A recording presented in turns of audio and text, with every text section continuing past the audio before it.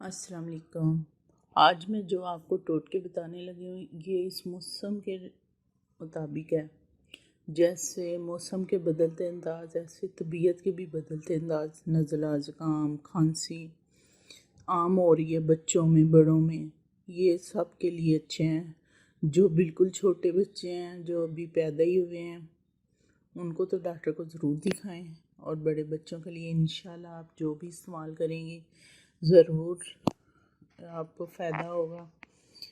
और जो मैं आपको चीज़ें बताई ये इस्तेमाल ज़रूर करना। एक होता है नज़ला और एक होता है ज़ुकाम। नज़ला बहता है और ज़ुकाम से हमारी सांस बिल्कुल बंद हो जाती है, सांस नहीं लिया जाता, आवाज़ नहीं निकलती। जब हम ज़ोर लगाते हैं कान भी बंद हो जाते हैं, सर भारी भारी रहता है। इसके लिए ये मैं कतरे बताऊंगी, ये आपने लेने। आपको डॉक्टर की फ़ीस से भी बचेंगी और घर में ही आपको जल्दी आराम आ जाएगा इंशाल्लाह। ये बहुत आज़मूदा है। ये मैंने सब कुछ इस्तेमाल करने के बाद ही आपको बताया है। और जो वो वाला नज़ला है बहने वाला, उसके लिए मैं आपको बताऊंगी कि आपने कौन सा सिरप लेना है। उससे नज़ला, छींकें आ रही हैं, छींकें आ रही हैं, वो भी ख़त्म हो जाएंगी और नज़ला बहना भी बंद हो जाएगा। आपको सुकून उसी वक्त महसूस होगा। और आपने ज़्यादा चाय पीने के बजाय, बाहर का जुशांदा पीने के बजाय आप घर में खुद बनाएं जुशांदा। जिसके लिए मैं आपको चीज़ें बताने लगी हूँ वो ये पैकेट वाले जुशांदे तो अब आए हैं। पहले हमारे दौर में ये होता था कि बाहर से हर दुकान से मिल जाते थे, हर शॉप से मिल जाती थी जुशांदे की चीज़ें, खुला जुशांदा।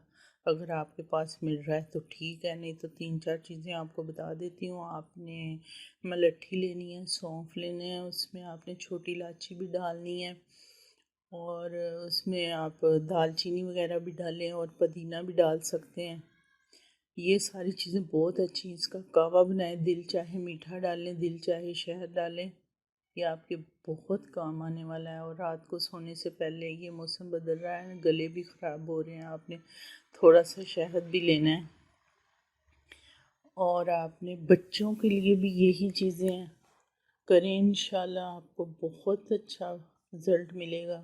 और ये भी अगर घर में आपके तुलसी का पौधा है तो उसके पत्ते हथेली पे रख के उनको मसल के सूंघे और बच्चों के गलों में ना उसके पत्तों का हार बना के ना वो डालें। वो टच करे गले को, इतने लंबे नहीं बनाने कि ताकि वो टच करे। उससे बहुत ही फ़ायदा होता है। वो क्या कमाल की चीज़ है, आप वो भी करें।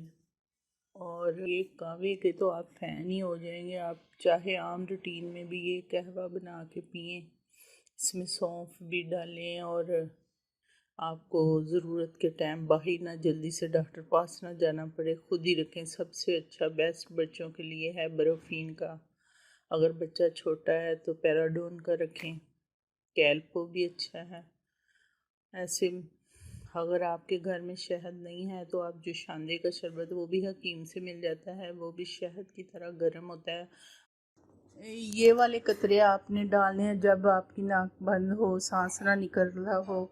और ये वाला सिरप आपने तब पीना है जब आपको छींकें और नाक बह रहा हो, ये वाले इस्तेमाल करने हैं। और आपने नज़ले ज़ुकाम में स्टीम भी लेनी है।